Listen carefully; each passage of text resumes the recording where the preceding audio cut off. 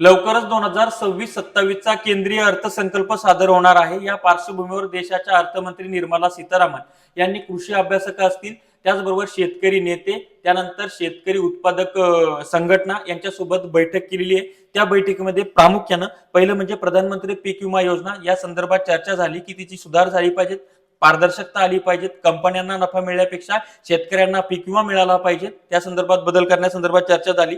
त्यानंतर हमीभाव पिकावरील आयात शुल्क हे वाढवलं गेलं पाहिजे।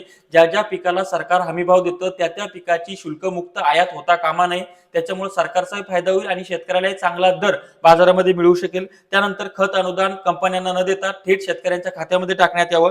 त्यानंतर संशोधन संस्था जसे की कृषी विद्यापीठ असतील, ICR MCR असतील, तर याच्या संशोधनावर भर देण्यात यावा, तिथं पदभरती करण्यात यावी, त्याच्यावर खर्च करण्यात यावा।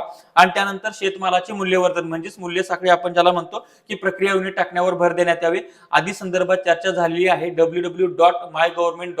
ही जी गव्हर्नमेंट ऑफ इंडियाची वेबसाईट आहे त्या ठिकाणी जाऊन तुम्ही तुमचे इश्यू, तुमचे सजेशन, तुमचे आयडिया शेअर करू शकता, नोंदणी करू शकता आणि तुम्हाला ज्या गोष्टी अपेक्षित आहेत त्या सुद्धा तुम्ही त्या ठिकाणी मांडू शकता। तुमच्या गोष्टी सुद्धा दखल घेतल्या जाऊ शकते। अशा पद्धतीच्या गोष्टी येत्या अर्थसंकल्पामध्ये दिसतील, कारण अशा प्राथमिक चर्चा अर्थमंत्र्यांची कृषी अभ्यासक आणि शेतकऱ्यांच्या नेत्यासोबत, शेतकऱ्यांसोबत झालेली आहे। धन्यवाद।